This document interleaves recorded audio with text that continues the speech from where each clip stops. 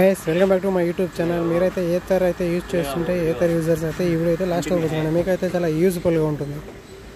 Break parts అయితే out side అయితే చేయించాను అనమాట. తర్వాత బెల్ట్ క్లీనింగ్ కూడా అవుట్ సైడ్ చేయించాను అనమాట. ఎందుకంటే షోరూమ్లో చేపిస్తే వాళ్ళు ఎక్కువ ఒక 200-300 రూపీస్ ఎక్కువ తీసుకుంటారు అనమాట.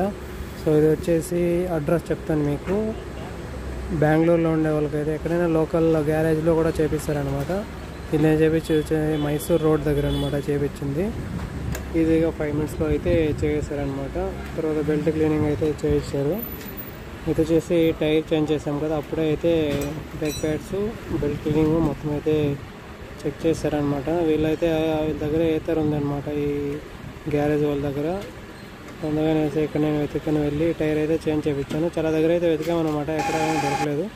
చూసాను అది వచ్చేసి చెక్ చేస్తున్నారు అనమాట, బెల్ట్ సెట్టింగ్ కరెక్ట్గా ఉందా లేదా అనేసి.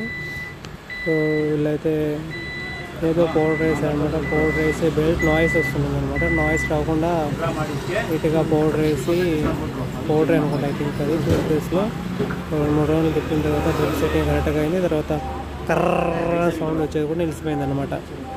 సో ఇప్పటివరకు ఛానల్ చూసింటే ఒక లైక్ వేసుకోండి, షేర్ చేయండి, సబ్స్క్రైబ్ చేసుకోండి. ఓకేనా, మర్చిపోకుండా సబ్స్క్రైబ్ చేసుకోండి. కొత్త అప్డేట్స్ కోసం అయితే నేనైతే వస్తూ ఉంటాను. ఓకే, సో బెల్ట్ అయితే నాయిస్ రాకుండా ఉండాలంటే మీరు ఏం చేయాలంటే వెహికల్ అయితే వాష్ చేస్తూ ఉండండి. అక్కడ మడ్డు అంతా వెళ్తుంది కదా, అందుకని వస్తుంది సౌండ్ అయితే వస్తుంది అనమాట. Thank you.